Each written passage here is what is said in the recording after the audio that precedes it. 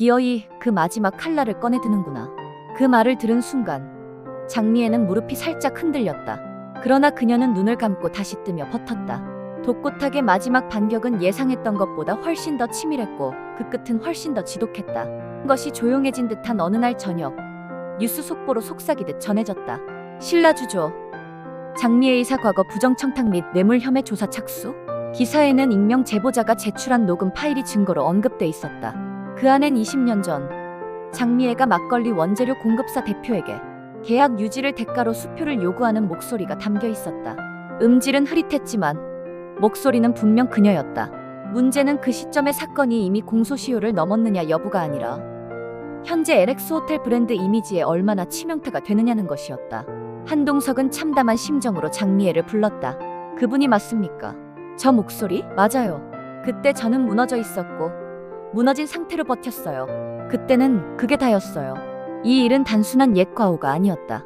독고탁은 LX 호텔 고위층 일부와 언론 브로커, 로펌 변호사까지 교묘하게 엮어 장미애를 완전히 무너뜨릴 기회를 조율한 것이었다. 마지막 남은 신뢰까지 파괴하고 그녀를 사회적으로 매장하기 위한 계산된 수였다. 그러나 장미애는 놀랍게도 대응하지 않았다. 반박도, 해명도, 억울함 호소도 하지 않았다. 그저 조용히 한 장의 자필 성명서를 발표했다. 모든 책임은 제게 있습니다.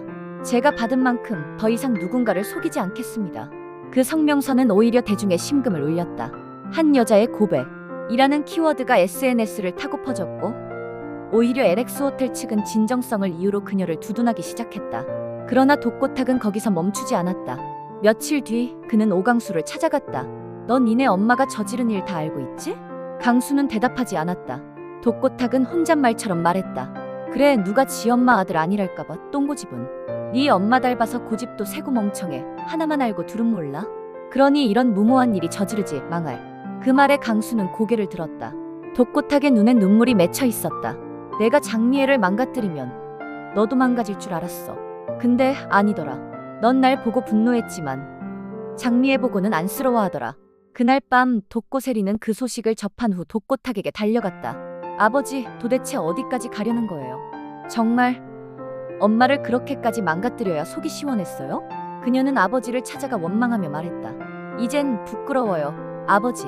예전엔 적어도 당신이 우리 가족을 지키려 했다고 믿었어요. 근데 지금은 그냥 누굴 망치고 싶은 사람 같아요. 독고탁은 말을 잇지 못하고 고개를 돌렸지만 세리는 더는 기다려주지 않았다. 그녀는 집을 나와 장미애의 편에 섰다. 자신이 뿌리째 흔들릴지언정 오른편에 서야겠다는 선택이었다. 그리고 며칠 후 독고탁은 예상치 못한 사람에게 호출을 받았다. LX 호텔 회장실 한동석이었다. 독고탁은 무표정한 얼굴로 회장실에 들어섰다. 한동석은 책상에 앉은 채 그를 뚫어지게 바라보다가 입을 열었다. 당신은 선을 넘었습니다. 상대가 장미애였기에 내가 참은 겁니다. 하지만 지금은 내 호텔의 이름과 내가 사랑하는 광숙 씨의 술도가까지 건드렸습니다. 회장님, 그건 단순한 오해고. 오해, 투자 유치 조작, 허위 자료 유포, 언론 조작까지 LX 호텔을 인질 삼은 복수가 오해입니까? 탁은 아무 말도 하지 못했다.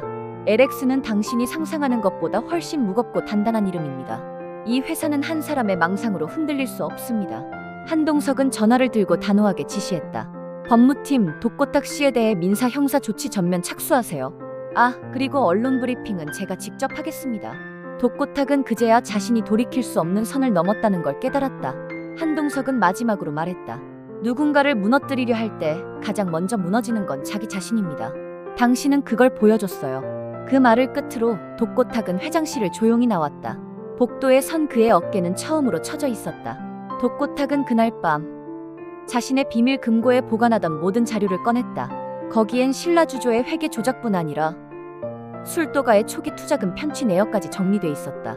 그 서류는 곧바로 경찰과 언론에 흘러들어갔고 이번엔 그 누구도 그를 막지 않았다. 독고탁은 혼자 무너졌다. 아무도 그와 손잡지 않았고 아무도 그를 기억하려 하지 않았다. 장미애는 서울의 한 허름한 골목에서 강수를 만나 이렇게 말했다. 그 사람이 마지막까지 쥐고 있었던 건 미련도 돈도 아닌 복수였나 봐. 강수는 그녀를 바라보며 말했다. 이제는 우리도 그 사람 이름은 잊어요. 그러나 정말 잊혀질 수 있을까? 다음 날 무명제보자 명의로 한 장의 문서가 국세청에 접수되었다. LX 호텔의 조세 회피 관련 고발장이었다. 발신지, 무주. 이름 없는 전직 회계사 강만호의 서명이 함께였다. 신라 주조의 흔적이 사라진 뒤 오강수는 묵묵히 술도가의 전통을 잇는 일에 몰두했다.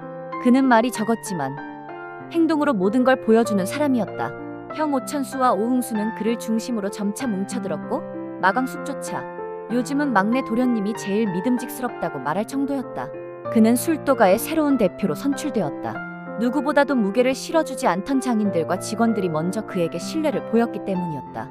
그의 첫 결정은 단순했지만 강력했다. 우린 과거로부터 도망치지 않습니다. 다만 과거에 끌려가지도 않습니다. 오강수는 지역의 젊은 장인들과 연계해 막걸리 체험 프로그램을 만들고 중소농가와 직거래를 통해 원재료 신뢰도를 높였다.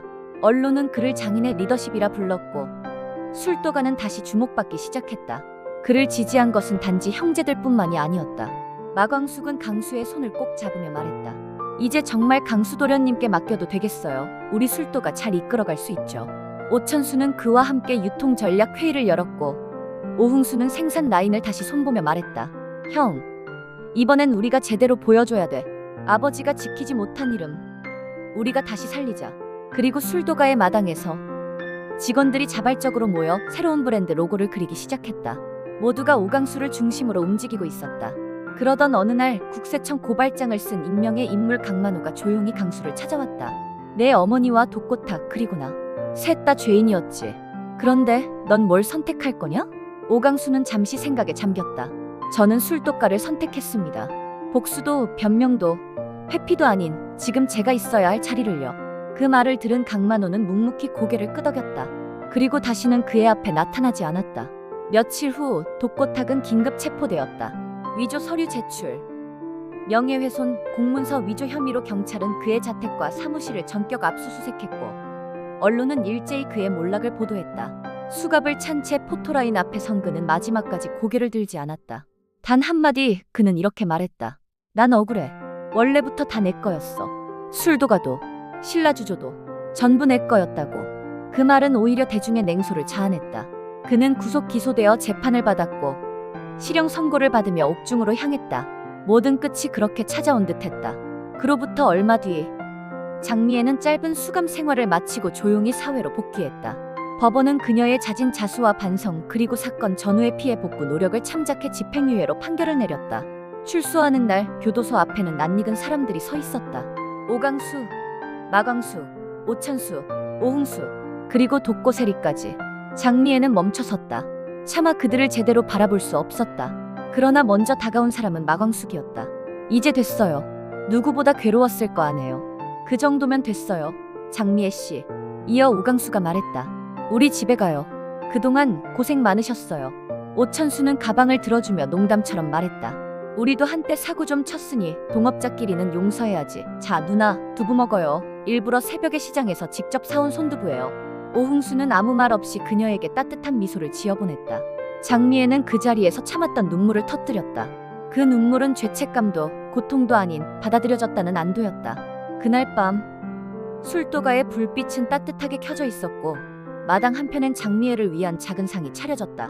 그 자리에 앉은 그녀는 고개를 숙였다. 정말 다시 받아줘도 되나요? 오강수는 단호하게 말했다. 가족은요.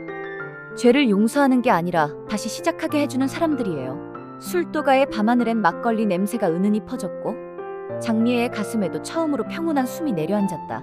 그녀는 비로소 진짜 죗값을 치른 셈이었다. 누구도 혼내지 않았지만 모두가 그녀를 지켜주고 있었다.